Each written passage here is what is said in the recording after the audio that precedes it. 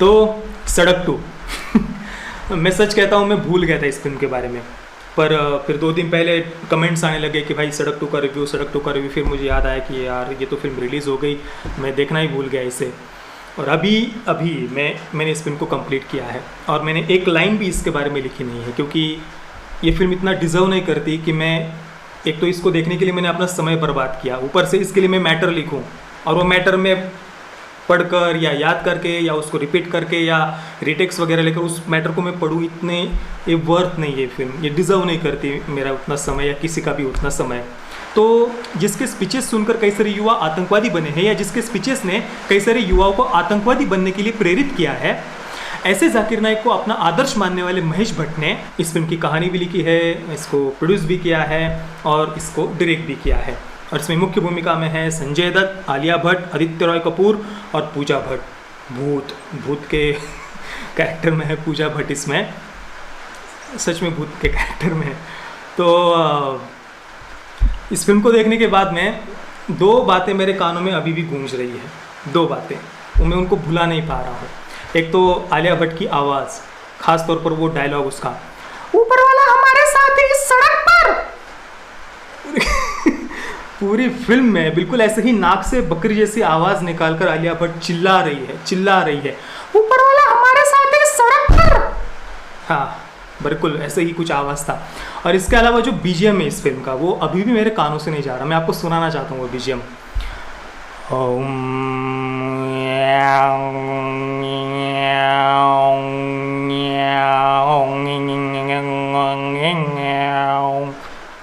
Literally ये BGM पूरी film में जब वो क्या फेक गुरु जिसको दिखाया है उसकी एंट्री होती है, या वो जो भी उनको उस आश्रम के बारे में कुछ बताना होता है, दिखाना होता है, लिटरली ये म्यूज़िक बीजीएम बजता रहता है।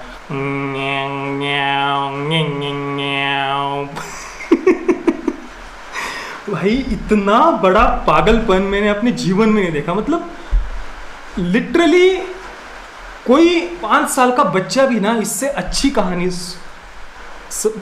इमेजिन कर सकता है। क्या था ये, मतलब भाई मैं एक बात की, मुझे इस फिल्म को देखकर सच में बहुत खुशी है कि बॉलीवुड अपने आखिरी दिन गिन रहा है। लिटरली मैं कह रहा हूँ आखिरी दिन गिन रहा है। वो जैसे दिया बुझने से पहले फड़फड़ाता है ना, ये वो फड़फड़ाहट है। और इस फिल्म को देखने के बाद में आप भी बिल्कुल यही महसूस करेंगे, यही फील करेंगे कि इस इंडस्ट्री का कुछ नहीं होने वाला।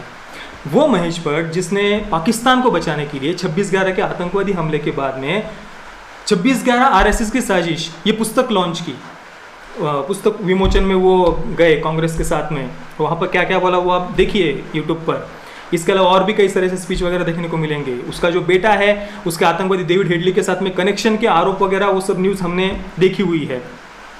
और भी क्या क्या नहीं महेश भट्ट के बारे में। जाकिर नाइक जैसों को वो अपना आदर्श मानता है, वो वीडियोस देखिए जाकिर नाइक के साथ में।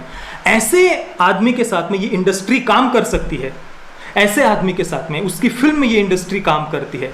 मैं केवल महेश भट्ट या आलिया भट्ट नहीं, इस फिल्म में जिन्होंने भी काम किया उन्हें शर्म आनी चाहिए खुद के ऊपर, सच में शर्म आनी चाहिए कि पैसों के लिए मैं तो ऐसे आदमी का मुंह भी ना देखूं यार। और इसके साथ में काम करना पैसों के लिए इतना गिर सकती है। अभी भी ये इंडस्ट्री ऐसे लोगों को सम्मान देती है, उनका रिस्पेक्ट से, आदर से नाम लेती है, महेश भट्ट जैसों का।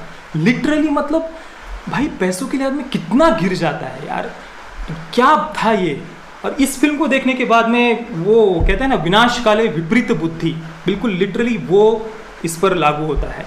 महेश भट्ट की मानसिक हालत क्या है ना, वो आपको देखना है तो ये फिल्म देखिए आपको सच में पता चलेगा कि किस हद तक महेश भट्ट मानसिक रूप से बीमार है, सच में मानसिक रूप से बीमार है। पूरी फिल्म में शुरुआत के सीन से लेकर के एंडिंग के सीन तक फेक गुरु फेक गुरु फेक गुरु, इंडिया अगेंस्ट फेक गुरु, इंडिया अगेंस्ट फेक गुरु। फिल्म के एंडिंग में आलिया भट्ट बड़ा नोटंकी करके रो रो कर कह रही कि भाई मैं गवर्नमेंट से प्रार्थना करती हूँ कि सरकार ऐसे फेक गुरुओं पर कार्रवाई करे। वाह भाई वाह, आपको देखो फेक गुरुओं पर कौन ज्ञान दे रहा है। लिटरली महेश भट्ट, तुम इस देश को फेक गुरुओं पर ज्ञान दोगे लिटरली। देख लो क्या दिन आ गए कि ये लोग फेक गुरुओं पर ज्ञान दे रहे हैं। और ये इस इंडस्ट्री को ये दिन देखना था। और देखना ये इन्होंने इतने अत्याचार किए हैं लोगों पर, इतने अत्याचार किए हैं बॉलीवुड ने, इस इंडस्ट्री ने अच्छे अच्छे लोगों पर, उन कितने सारे लोगों के करियर बर्बाद किए हैं, क्योंकि उनकी विचारधारा इनके साथ में मिलती नहीं है। इनकी विचारधारा को सपोर्ट करने वालों को आगे बढ़ाने के लिए इन्होंने बहुत सारे अच्छे अच्छे लोगों की लाइफ बर्बाद की है, बहुत सारे चुन चुनकर उनको इंडस्ट्री से साइड किया है।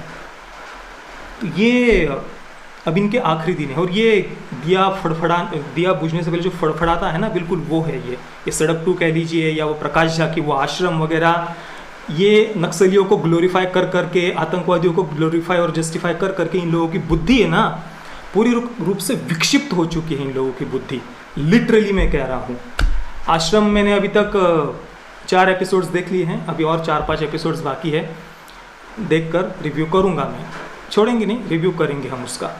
अब इसकी क्या कहानी भी इसकी कहानी क्या बताऊँ मैं आपको। ये रवि नाम का कैरेक्टर है संजय दत्त का। 3 महीने पहले उसकी पत्नी की यानी पूजा भट्ट की मृत्यु हो गई है। उनकी एक टूर्स एंड ट्रैवल्स कंपनी थी पूजा नाम से ही, और ऑडी टैक्सी कौन सी है, ऑडी में वो लोगों को ले जाते हैं।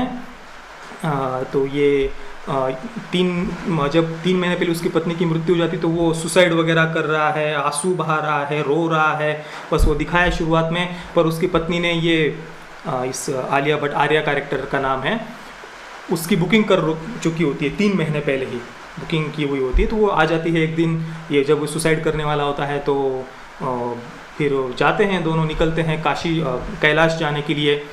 और बीच रास्ते में फिर इनका ये विशाल नाम का जो उसका बॉयफ्रेंड है, उसको सेंट्रल जेल से लेते हुए जाते हैं। वाह और फिर वही फेक गुरु, और वो फेक गुरु भाई, वो कैरेक्टर देखकर लिटरली आप कहीं पर जाकर अपना सर पटकोगे। लिटरली मैं कह रहा हूँ, आपको उल्टियाँ होंगी, नहीं हुई तो मुझे आप बताना।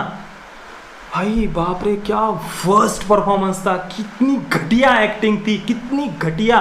भाई उल्टी आना भी क्या मुझे फील हुआ ना, मैं इतनी गंदी एक्टिंग, इतनी गंदी फिल्म, इतना घटिया एक्सपीरियंस मैंने अपनी लाइफ में, इतना ज़्यादा परेशान मैं पहली बार हुआ हूँ सड़क 2 को देखने के बाद में। लिटरली मैं कह रहा हूँ, इतनी गंदी चीज़ मैंने अपनी लाइफ में नहीं देखी यार। और वो बाबा का कैरेक्टर कहाँ देख लिया महेश भट्ट ने, और इन लोगों ने ऐसे कैरेक्टर्स क्या दिखा रहे हैं क्या नहीं। बाप रे, इतना वाहियातपना, इतना क्या यार। इन लोगों को बोलकर अपना मुँह भी गंदा करने का कोई मतलब नहीं है, आदमी पागल हो जाएगा यार। सीरियसली मैं कह रहा हूँ, ऐसी फिल्में देख कर ना आदमी पागल हो जाएगा। और इसी से इस बॉलीवुड के दिमाग के बारे में हमें पता चल रहा है कि ये किस हद तक मानसिक रूप से दिवालिया हो चुकी है ये इंडस्ट्री। बस अब हमें रुकना नहीं है। ये जो ऐसे जो भी लोग हैं ना, ये जो पूरा बॉलीवुड माफिया है, जो एक पर्टिकुलर आइडियोलॉजी को सपोर्ट करने वाले लोगों को सपोर्ट करता है, उनको ही आगे बढ़ाता है, जो प्लकार्ड्स पकड़ते हैं, या फिर जब देश जलता है उस देश जलाने वालों के साथ में जो खड़े होते हैं। देखिए अभी दिल्ली दंगों पर दिल्ली पुलिस कार्रवाई कर रही है, उन दंगा करने वालों को तो पुलिस ने पकड़ लिया, चाहे वो ताहिर हुसैन हो, या फिर दिल्ली यूनिवर्सिटी का जो प्रोफेसर था, क्या नाम उसका, अपूर्वानंद, या फिर पिंजरा तोड़ गैंग, या जो भी ऐसे कट्टरपंथी और वामपंथी संगठनों ने जो दिल्ली को जलाया। पर देखिए ये लोग जब दिल्ली को जला रहे थे, चाहे वो तथाकथित जो स्टूडेंट्स थे, कट्टरपंथी उग्रवादी जो तथाकथित स्टूडेंट्स थे, जिन्होंने बसेस को जलाया था, सार्वजनिक संपत्ति को जलाया था, दिल्ली को जलाया था, उनके सपोर्ट में देखिए ये पूरा बॉलीवुड खड़ा हो गया था। ये लोग जिन लोगों ने उनके सपोर्ट में ट्वीट किए थे, देखिए चाहे वो आयुष्मान खुराना हो, राजकुमार राव हो, विकी कौशल हो, या पूरी लगभग 90% 95% इंडस्ट्री ने उस समय उन हमारे दिल्ली को जलाने वालों के, देश को जलाने वालों के सपोर्ट में ट्वीट किए थे। ये इंडस्ट्री उनको ही सपोर्ट करती है, भले वो आउटसाइडर्स ही क्यों ना हो, ये उनको सपोर्ट करती है। और इसलिए ये बात मैं बार बार बोल रहा हूँ, केवल नेपोटिज्म प्रॉब्लम नहीं है, ये इंडस्ट्री आउटसाइडर्स को भी एक्सेप्ट करती है, अगर वो आउटसाइडर्स इनके विचारधारा को सपोर्ट करे, उनके कहने के अनुसार प्लकार्ड्स पकड़े, या उनके कहने के अनुसार ट्वीट्स करे, सिलेक्टिव आउटरीच करके इस देश का माहौल ख़राब करे। इसलिए मैं दिल्ली पुलिस से फिर से कहता हूँ, केवल उन दंगा करने वालों को नहीं, उनको सपोर्ट करने वाली इंडस्ट्री में जो लोग बैठे हुए हैं ना, इन पर पहले कार्रवाई करी जाए। ये लोग सबसे ज़्यादा दोषी, क्योंकि ये उनको हिम्मत देते हैं देश चलाने की, क्योंकि उनको पता है कि हम पर कभी कार्रवाई होगी, हमको कुछ होगा तो सबसे पहले ये इंडस्ट्री के लोग हमारे सपोर्ट में आएंगे। ये इंडस्ट्री सबसे ज़्यादा दोषी है। अब बस, अब और नहीं, इस इंडस्ट्री के ये सब नौटंकी अब और नहीं। तो दोस्तों, अगर आप भी इस बात को सपोर्ट करते हैं तो इस वीडियो को लाइक करिए, शेयर करिए। और भाई अब रिव्यू का बताने की कोई आवश्यकता नहीं है, IMDb पर जाइए, इसको 1 स्टार दीजिए, क्योंकि उससे कम हम दे नहीं सकते हैं। ओके, मेरी तरफ से इस फिल्म को 0/10 स्टार्स। और पेरेंटल गाइडेंस छोड़िए, दूर रहिए, जितना कोसों तक हो सके इस फिल्म से दूर रहिए। फिर भी गलती से आपसे गलती हो गई इस फिल्म को देखने की, तो अपनी दर्द भरी कहानी नीचे कमेंट में ज़रूर बताइए, ताकि और लोग भी उस दर्द भरी कहानी को पढ़ सके। जय श्री राम, वंदे मातरम।